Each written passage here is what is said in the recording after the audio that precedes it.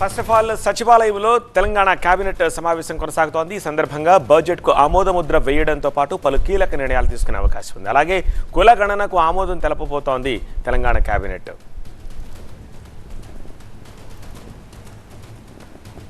ఇక అసెంబ్లీ ఎన్నికల్లో ఇచ్చిన హామీ మేరకు మరో 2 గ్యారంటీలను అమలు చేయాలని భావిస్తున్న నేపథ్యంలో వాటిపైన కీలక నిర్ణయం తీసుకోనుంది.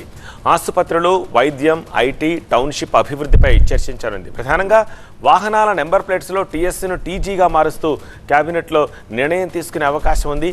ఇరిగేషన్ శ్వేతపత్రం పైన నిర్ణయం తీసుకోనుంది. మరోవైపు గ్రూప్ 1 నోటిఫికేషన్ విడుదలపైన కేబినెట్లో చర్చించి నిర్ణయం తీసుకోనుంది ప్రభుత్వం. మరింత సమాచారం మా ప్రతినిధి ప్రభాకర్ అందిస్తారు. ప్రభాకర్, ఎంతసేపు అయింది కేబినెట్ మీట్ స్టార్ట్ అయ్యి? ఎంతసేపు కొనసాగే అవకాశం ఉంది? మొత్తం మినిస్ట్రీ అంతా ఉందా? ఎజెండా ఏం పెట్టుకున్నారు?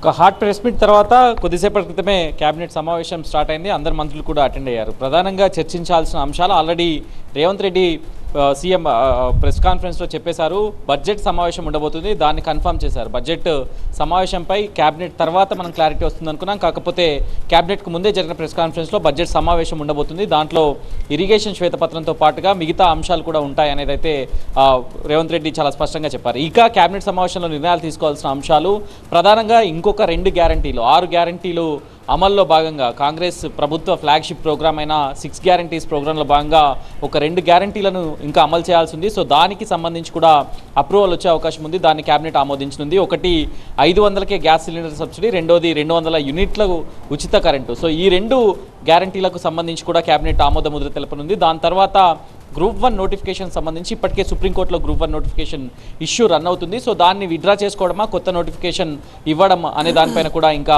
చర్చ దానికి సంబంధించి కూడా ఒక క్లారిటీ రాబోతుంది. ముఖ్యంగా కేబినెట్ భేటీలో అయితే ఈ 2 అంశాలు, అసెంబ్లీ సమావేశాలు అట్లాగే ఈ ప్రజాపాలనకు సంబంధించిన అంశాలు. ప్రజాపాలనలో అప్లికేషన్ డిజిటలైజేషన్ కూడా ప్రభుత్వం చేయబోతుంది. ఎందుకంటే ఇప్పటివరకు కూడా మాన్యువల్ అప్లికేషన్స్ తీసుకున్నారు ప్రతి చోట. ప్రజాపాలన జరిగిన దగ్గర దాదాపు కోర్టుకి దగ్గరగా ఉన్న అప్లికేషన్స్ అన్నీ కూడా మాన్యువల్లో తీసుకున్నారు. సో ఇప్పుడు దాన్ని డిజిటలైజేషన్ చేయడం, నెక్స్ట్ ఫర్దర్ ప్రజాపాలన 2లో కూడా దాన్ని డిజిటల్ పరంగానే అప్లై చేసుకోవడానికి ఉన్న సాధ్యాసాధ్యాలను పరిశీలించడంపైనే మెయిన్ ఫోకస్ ఉండబోతుంది.